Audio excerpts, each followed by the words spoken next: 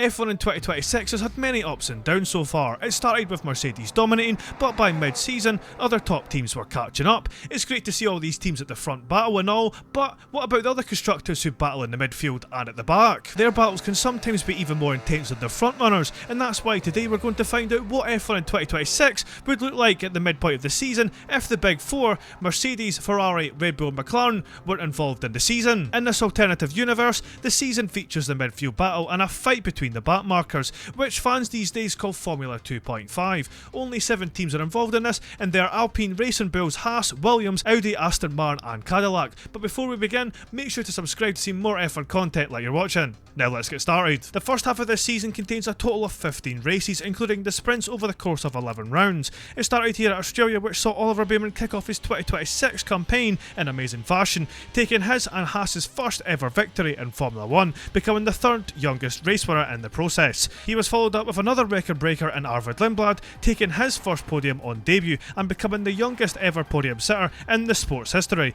beating Max Verstappen's previous record from Spain 2016. Behind him, Gabriel Bortoleto was another one who achieved his first podium. He did so by rounding off the podium in 3rd place, so all first time podium sitters in the first race of the season. We're off to a great start. An honourable mention for Sergio Perez as well, who scored on debut for F1's newest team Cadillac in P10, picking up 1 point. Round 2 in China treated us to a sprint weekend where Liam Lawson was our first winner of the weekend, taking the first ever sprint win of the season, led by Ollie Bearman and his teammate Esteban Ocon. In the race, however, Ollie Bearman would make sure he would make it 2 out of 2 in 2026 so far, by winning his 2nd consecutive Grand Prix, very closely followed by Alpine's Pierre Gasly, and a further 20 seconds behind them was Liam Lawson. We're only 2 rounds into this season, and we've had 5 out of the 6 possible podium slots filled with new drivers already. I can't lie, this is starting to look a lot more exciting than what we're seeing in the real life season. Heading to Suzuka now, which gave us our first different race winner of the season, who was Pierre Gasly, and secured Alpine's first victory since Esteban Ocon in Hungary 2021. Liam Lawson was P2 for Racing Bulls, and we can welcome another different driver to the podium in Esteban Ocon. For all my Aston Martin and Fernando Alonso fans out there, you'll be pleased to know that Fernando got a point on the board for Aston Martin with a P10 finish. Moving over to Miami for our 2nd sprint weekend of the season, Pierre Gasly continued his winning momentum by taking the Miami sprint race, and even better news for Alpine here, Franco Colapinto would finish 2nd, making it a 1-2 for the team, with Esteban Ocon once again for Haas finishing 3rd. In the main race, however, we would welcome in a brand new race winner to the world of Formula 1, and his name would be Franco Colapinto, becoming Argentina's first F1 driver to win a Grand Prix since Carlos Reutemann at the Belgian GP in 1981, almost half a century ago. Williams was another team who had a great result in securing a handful of points with a 2 and 3 by Alex Albon and Carlos Sainz, who made the podium for the first time this season, making it now 8 different drivers to step foot on the podium after just 4 races. Talk about how unpredictable this is going to be. Canada brought us back-to-back sprint weekends, and Arvid Lindblad would be the one to start the weekend off, taking Racing Bull's 2nd sprint win of the season, followed by Franco Colapinto, and once again Carlos Sainz doing a great job picking up the pieces for Williams in P3. Moving on to the Grand Prix, we would see again Franco Colapinto take his 2nd win of the season, making it back-to-back victories for the Argentine, and joining Ollie Bearman as the only other driver to take more than 1 victory in this season so far. P2 was Liam Lawson, and P3 went to Pierre Gasly, giving Alpine their first double podium since Brazil 2024. Before we head to the next race in Monaco, let's take a look at the drivers and constructors standings after 5 races. All 14 drivers in this season so far have scored, but this is how they all place. It's a great time for Alpine fans who take up the first 2 slots in P1 and P2, and are also very closely separated by just 1 point. But crucially, it's Franco Colapinto who leads the battle of the Alpines, with Pierre Gasly in 2nd. Ollie Bearman started the season off very well, and his early results have landed him in P3, 7 points ahead of P4's Liam Lawson. Carlos Sainz completes the top 5, and the remainder of the top 10 goes to Esteban Ocon, Gabriel Bortoleto, Arvid Lindblad, Alex Albon and Nico Hülkenberg. On the constructors side, Alpine lead the way with a comfortable margin over Haas. Racing Bulls rounded off the top 3, while Williams, Audi, Cadillac and Aston Martin complete the field. Pierre Gasly kept Alpine's winning momentum going in Monaco as he went on to win for the 2nd time this season, and once again Liam Lawson would finish in 2nd, which he's actually done 3 out of the 6 races so far, so surely it's only a matter of time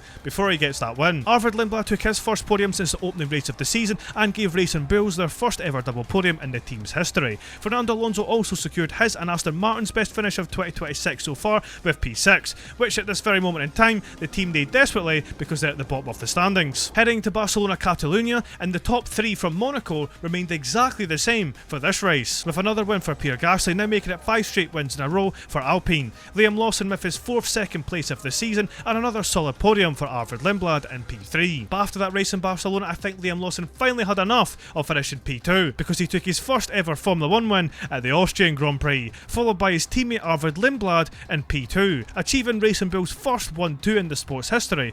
Liam Lawson was the first New Zealander to win a Grand Prix since Denny Hulme in 1974. Gabriel Bortoleto got himself back onto the podium since the opening race at Australia with P3. Meanwhile, his teammate Nico Hulkenberg got his best result of the season so far with a P4 finish. Lawson and Lindblad claimed they weren't playing about after this because the 1-2 finish in Austria would continue throughout the next round at Silverstone, finishing in the same order in the sprint race and the main thing, making it back-to-back 1-2s for the RB team, and truly made it clear that they are now in contention for this championship, which Alpine in the early races look to be running away with. Bortoleto picked up another podium for Audi, and again, just like Austria, the top 3 finished exactly the same. And on that note, the top 3, the World Championship contenders would all battle it out at the next race in Belgium, giving us this incredible move from Franco Colapinto on both Liam Lawson and Pierre Gasly. But as much as this was all entertaining, it however was not for the lead. In fact, it was for P3, because 20 seconds down the road from this battle was second place is Arvid Lindblad, who now makes it 3 consecutive races finishing in second place. But the big headline from Spa was F1's newest winner, which was Brazil's Gabriel Bortoleto,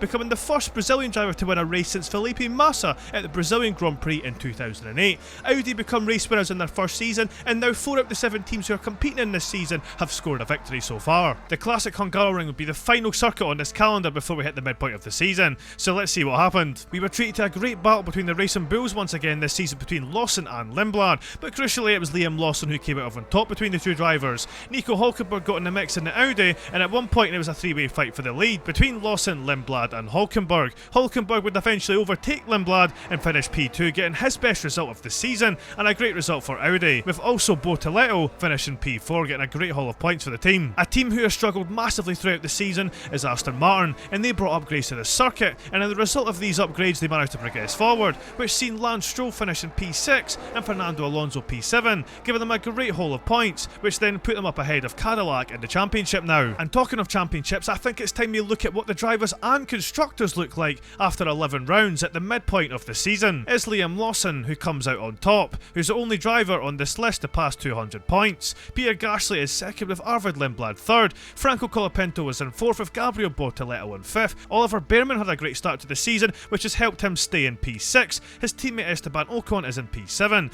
Carlos Sainz is in P8 with Nico Hulkenberg closely behind in P9. Alex Albon completes the top 10 with Fernando Alonso now getting some decent points on the board in P11. Sergio Perez is P12 and Lance Stroll P13, and it's Valtteri Bottas who completes the rest of the grid in P14 with 7 points. Moving over to the constructors now, and it seems to be a 2-way fight for the championship, which are between Racing Bulls and Alpine, but it is Racing Bulls that lead the way with 354 points, with Alpine a further 33 points behind them. Further behind follow the rest of the teams, which are Audi, which just recently overtook Haas there, Williams are P5, Aston Martin with a great result in Hungary helps them progress to P6, and it's Cadillac at the bottom with 25 points. So Liam Lawson takes the Drivers' Championship and Racing Bulls take the Constructors in the first half of this season. You can also take a look here at how many drivers have won a race in this season and how many wins they have, along with Constructors' victories and pole positions. Of course, I don't know what the second half of the season looks like at this point, because by the time this video goes out, the real-life Hungarian Grand Prix has just finished, which is at the end of July. So to get the full results of this, we're going to have to wait until December, which is about 5 months from now, so a bit of a wait, but even the results of this first half of the season has been quite interesting and quite competitive between all the other teams. But let me know what you guys think in the comments. Do you prefer F1 without the top teams or with them? Let's discuss that in the comments below. But until then, thank you all so much for watching this video. Subscribe to the channel to see more F1 content like you've just watched, and I'll see you all very soon.